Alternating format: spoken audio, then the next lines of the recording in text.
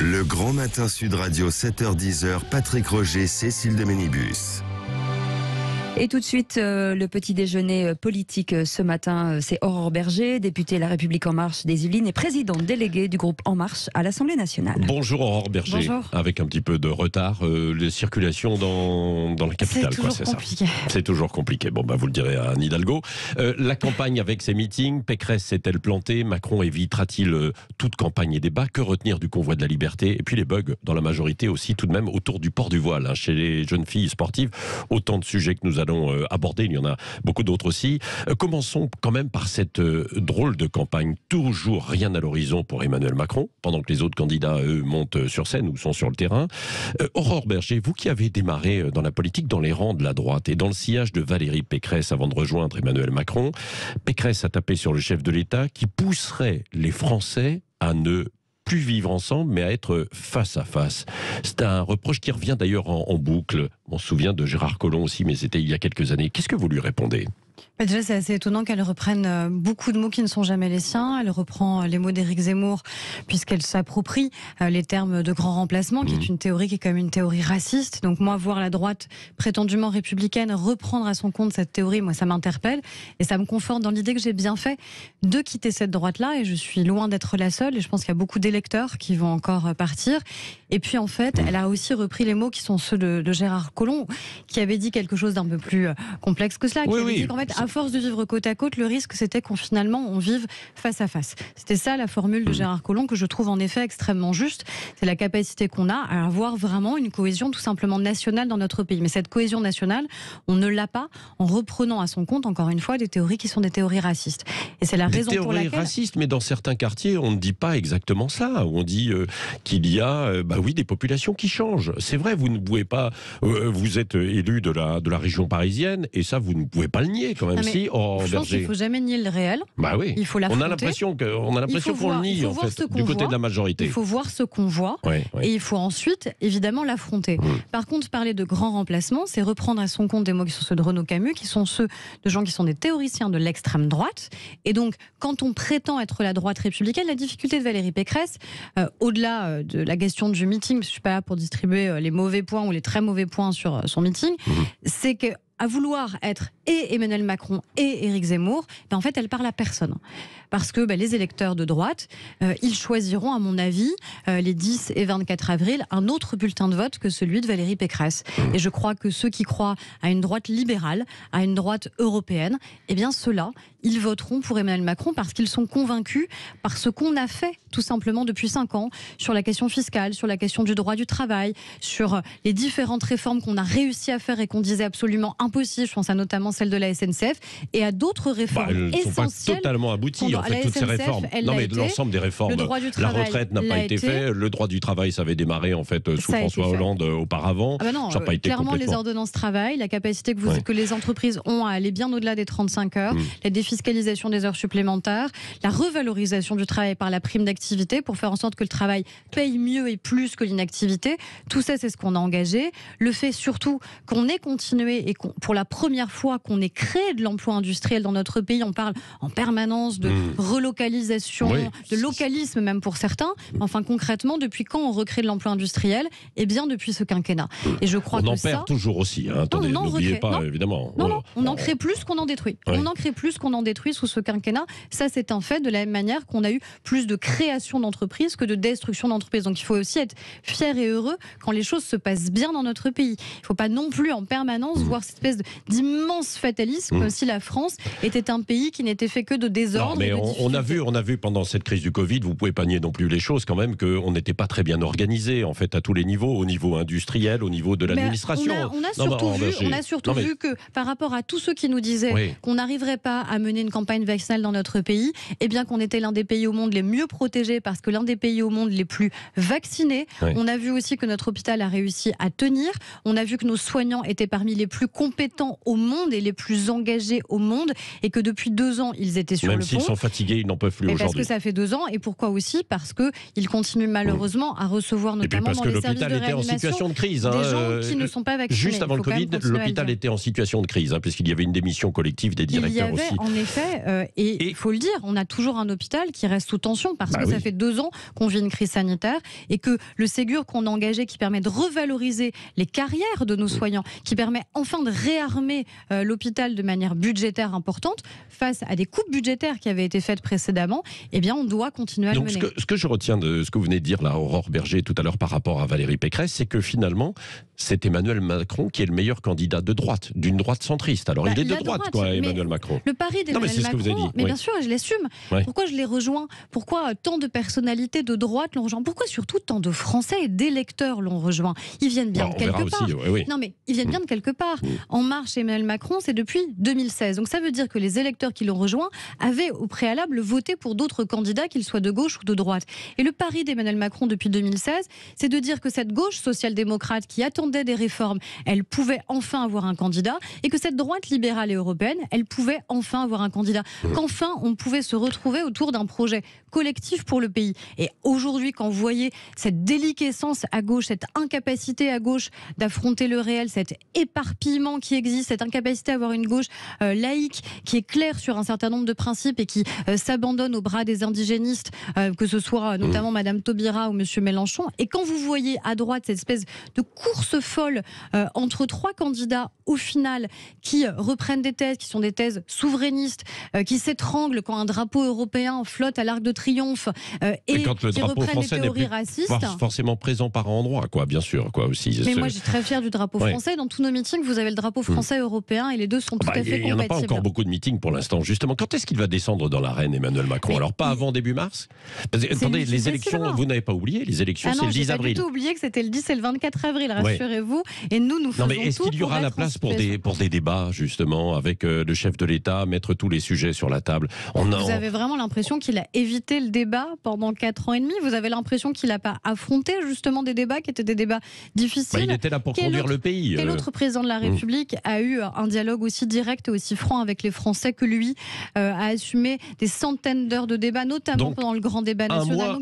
Il a tout sauf peur du débat. Un mois de campagne, c'est suffisant pour le chef de l'État. C'est ça, puisque s'il vient début mars. Surtout pour les Français.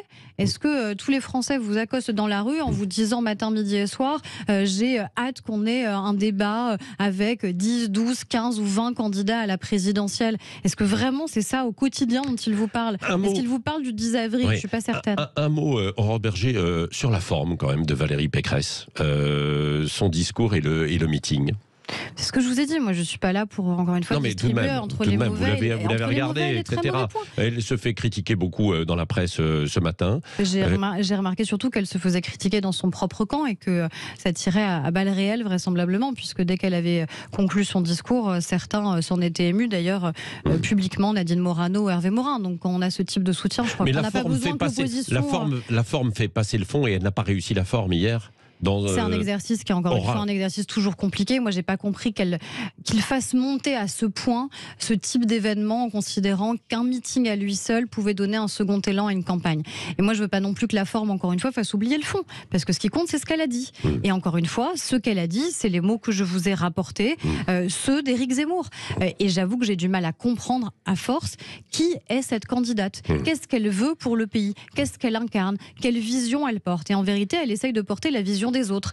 Et je reste persuadée que les électeurs de droite auront encore une fois d'autres bulletins de vote sur la table le 10 avril prochain. Celui d'Éric Zemmour, par exemple, aussi, qui peut passer devant à la fois Marine Le Pen et Valérie Pécresse. C'est possible, ça? C'est possible, oui. C'est possible. C'est pour la raison pour laquelle moi j'ai toujours pris au sérieux cette candidature et que j'ai toujours considéré qu'il n'était pas un concurrent mais un adversaire et que les théories qui sont les siennes doivent évidemment se combattre, parce que je ne souhaite pas demain une France qui soit dirigée par Éric Zemmour. Et donc c'est la raison pour laquelle, évidemment, à partir du moment où le président de la République sera en campagne, eh bien on sera à ses côtés. À propos d'Éric Zemmour, est-ce que Yannick Jadot a dérapé en traitant le candidat de juif de service pour les antisémites? Oui, bien sûr que c'est un dérapage. C'est la même chose que quand vous dites de quelqu'un que c'est un arabe de service.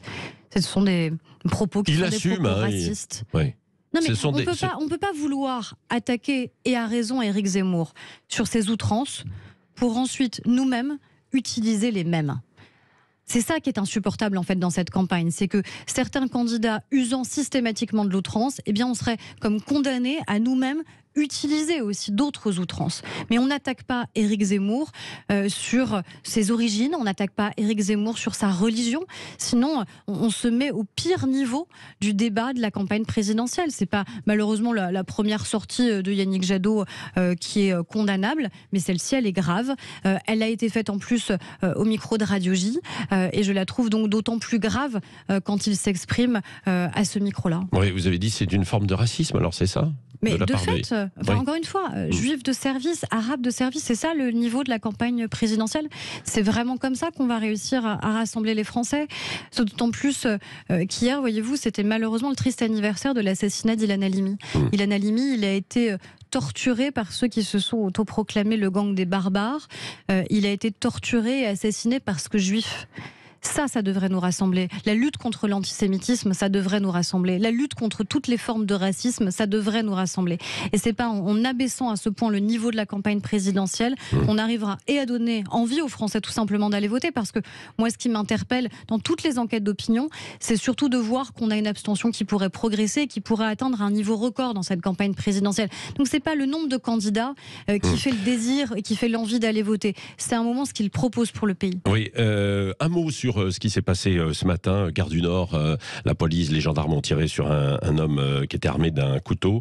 La piste terroriste a priori est écartée, mais ça signifie quand même que, contrairement à ce que disait Éric Dupond-Moretti, la France n'est pas un coupe-gorge. Alors c'est pas forcément un coupe-gorge généralisé, mais c'est plus qu'un sentiment d'insécurité tout de même, non ? Est-ce qu'il y a de l'insécurité ?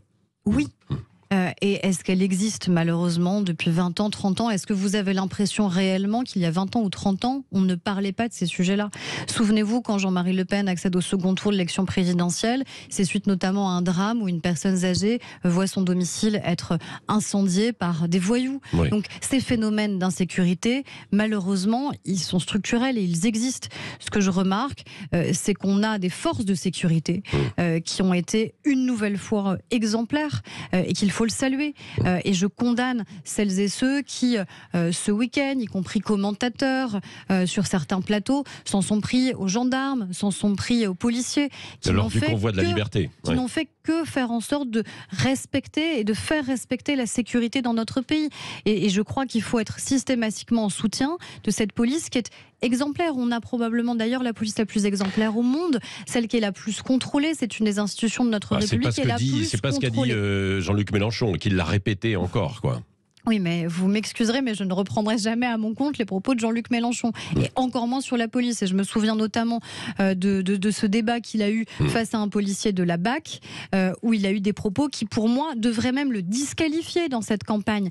Dire que demain, lui, président de la République, ça voudrait dire que la police est à ses ordres. La police, elle n'est pas aux ordres d'un président de la République. La police, elle est là pour faire respecter la loi, et uniquement la loi. Et la loi, heureusement, ça n'est pas une seule personne, et ça n'est pas un président de la République. Vous retenez, Aurore Berger, de ce convoi de la liberté qui file aujourd'hui vers Bruxelles et qui était ce week-end à Paris et qui a défilé aussi sur quelques routes de France ces derniers temps. Une immense contradiction, contradiction de se dire qu'on revendique la liberté alors que la première chose que l'on fait, c'est de vouloir bloquer et de vouloir empêcher. Encore une fois, pas totalement bloqué, mais il voulait aussi exprimer. S'ils n'ont pas totalement bloqué, c'est peut-être justement parce que nos gendarmes et nos policiers ont fait en sorte qu'ils justement ils ne bloquent pas la capitale qui, vous le voyez, j'en ai la preuve malheureusement ce matin, parfois suffisamment bloquée par la maire de Paris. Donc je ne suis pas certaine qu'il y ait besoin que d'autres en rajoutent.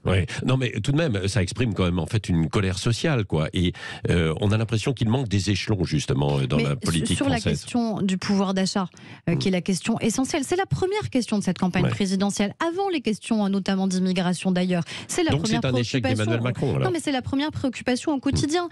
Et tout ce que nous avons fait, notamment sur l'accès aux soins de santé qui me paraissent absolument essentiels. On avait des personnes qui renonçaient tout simplement à aller chez un dentiste, à aller chez un ophtalmo. Tout ça, c'est fini. Parce qu'aujourd'hui, c'est 0 € à débourser pour les personnes qui en ont besoin. Ce qu'on a fait sur la taxe d'habitation, on a été suffisamment critiqué au moment de la campagne présidentielle quand on a dit qu'on allait la supprimer. Elle est aujourd'hui supprimée pour plus de 80% des Français et ça arrivera jusqu'à 100%. La prime d'activité qui permet encore que le travail paye plus que l'inactivité. Tout ça, c'est du pouvoir d'achat supplémentaire pour les Français. Encore 3 questions, Aurore Berger. D'abord sur les hijabeuses, ces filles qui portent en fait le voile. On a cru comprendre qu'il y avait quelques bugs en fait au sein de la majorité, avec notamment les déclarations d'Elisabeth Moreno qui a défendu le droit de porter un voile pour jouer. Elle a été un peu recadrée. Où en est-on aujourd'hui au sein de la majorité par rapport à ça ? On a une position qui a été réaffirmée de manière très claire par le gouvernement, que ce soit par le porte-parole du gouvernement ou par le ministre de l'Éducation nationale et du sport, qui est évidemment de dire que nous soutenons toutes les fédérations sportives, je pense notamment à la fédération de foot, qui fait en sorte que dans nos compétitions sportives, il n'y ait aucun prosélytisme religieux d'aucune sorte. Et d'autre part, le hijab est l'inverse d'un signe d'émancipation. Le sport, c'est l'émancipation. Dans notre pays, aucune femme n'est empêchée d'accéder au sport parce qu'elle serait une femme. Et je ne veux pas que demain, certaines jeunes filles, certaines jeunes femmes se sentent contraintes de porter un signe religieux pour pouvoir avoir accès au sport. C'est l'inverse. Ça, c'est ce que disait Elisabeth Moreno et d'autres voix, en fait. En tout cas, Elisabeth ce qui est clair, c'est qu'il y a une position qui a été réaffirmée par le gouvernement, par le ministre de l'Éducation nationale, qui est aussi le ministre du Sport, par le porte-parole du gouvernement, qui est de dire qu'en aucun cas et d'aucune sorte, dans les compétitions sportives, il ne doit y avoir de prosélytisme religieux et qu'en aucun cas, évidemment, le hijab ne peut être apparenté à un symbole d'émancipation. Il y en a certains qui vont dire, oui, mais alors vous avez vu ces sportifs, ces joueurs de foot qui rentrent et qui embrassent, par exemple, une croix en rentrant sur un stade ? Christiane Taubira se dit choquée par ça. Oui, très bien. Mais Christiane Taubira, étonnamment, elle a une manière d'être choquée souvent à géométrie variable. Elle n'est pas choquée par les thèses indigénisme, elle serait choquée par une croix glissée sous un maillot, ou d'autres m'ont dit qu'ils voulaient comparer ça à un tatouage éventuellement que des joueurs de foot pouvaient se faire. Écoutez, faut être très clair, on a des femmes qui partout dans le monde luttent justement pour sortir de cet asservissement. Est-ce qu'en France, on peut accepter quand même l'idée qu'à un moment, la liberté, on ne peut pas la retourner contre nous, que cet argument de liberté qui est de dire il faudrait que les femmes se sentent libres de porter le hijab, on en vient vraiment à retourner contre nous cet argument. C'est ça qui est absolument insupportable. Encore une fois, en France, les femmes sont libres. Les femmes sont libres. À propos de femmes, est-ce que Christine Lagarde serait une bonne première ministre d'Emmanuel Macron s'il était réélu ? Il faut d'abord que le président de la République soit réélu. On dit que Nicolas Sarkozy lui aurait conseillé. En tout cas, je sais que c'est une femme qui, pour moi, a un parcours absolument exemplaire. Et peut-être qu'une femme, Premier ministre, en effet, serait une bonne nouvelle pour le pays. Et dans le même temps, il y a Ségolène Royal qui pourrait soutenir Valérie Pécresse. Je ne sais pas si vous avez lu ça. Écoutez, je laisse à Valérie Pécresse ses soutiens. Moi, je vois surtout celles et ceux qui l'ont quittée ces derniers temps. Je ne suis pas certaine que les électeurs de droite se reconnaîtraient dans le soutien de Ségolène Royal à Valérie Pécresse. Oui, Aurore Berger, un dernier mot aussi sur l'Ukraine, parce qu'il y a quand même une situation de tension. Il y a un engrenage en fait de la guerre. Il y a eu un échec du voyage d'Emmanuel Macron, puisqu'il y a de nouveau des efforts diplomatiques. Poutine, c'est difficile de lui faire entendre des choses ? Non, mais il y a surtout eu une prise de risque assumée par le président de la République. C'est toujours un risque à un moment d'assumer un vrai dialogue diplomatique franc avec la Russie. Mais ce que je vois par rapport à ce qui s'est passé il y a quelques années, quand la Russie a annexé une partie d'un territoire qui est un territoire souverain, qui est l'Ukraine. On ne peut pas vouloir en France parler de souveraineté et en même temps ne pas condamner la Russie quand elle annexe un territoire qui est lui souverain. Et c'est toute l'ambiguïté des candidats d'extrême droite, de Marine Le Pen et d'Éric Zemmour, qui se jettent dans les bras de Poutine, qui parfois d'ailleurs sont financés par des banques russes. Il me semble que Marine Le Pen a réussi plutôt à financer sa campagne de cette manière-là. Visiblement, il n'y a pas de banque française qui lui accorde aussi de crédit. Une forme de poutinophilie, si vous voulez, des candidats d'extrême droite. Est-ce que ça veut dire qu'ils acceptent qu'un État souverain puisse voir une partie de son territoire être annexée ? Moi, je préférerais toujours avoir un président de la République qui préfère prendre le risque du dialogue diplomatique, quitte à ce qu'à un moment ça ne puisse pas aboutir. Mais est-ce qu'on aurait préféré que la France reste silencieuse ? Mais est-ce qu'on peut dialoguer vraiment honnêtement et avec sincérité avec Vladimir Poutine ? Moi, je n'ai pas été autour de la table avec Vladimir Poutine. Oui, avec la cause du Covid et en effet des règles extrêmement particulières. C'était vraiment ça en fait, quoi. Oui, puisque ensuite le président hongrois a eu exactement les mêmes règles. Donc ça n'est pas lié au fait que ce soit Emmanuel Macron, contrairement à ce que certains ont pu dire. Non, mais c'est ça. Que pour les auditeurs qui n'ont pas compris en fait cette information, c'est-à-dire que Emmanuel Macron aurait refusé un test PCR qui était demandé là-bas parce qu'il ne voulait pas que son ADN soit... Pour des raisons assez évidentes de sécurité. Je pense qu'en effet, et ça n'est pas le seul dirigeant à l'avoir refusé, donc avoir eu cette table extraordinairement longue. Non, mais je crois qu'il fallait évidemment que cette tentative de dialogue existe. Et puis, si le dialogue diplomatique échoue, alors il faut des sanctions économiques extrêmement sévères. Et c'est ce que le président de la République a annoncé. Et c'est ce que l'Union européenne aussi doit pouvoir annoncer. Merci. Aurore Berger était l'invitée ce matin de Sud Radio, députée de la République En Marche, évidemment, des Yvelines, et présidente déléguée du groupe LREM à l'Assemblée nationale.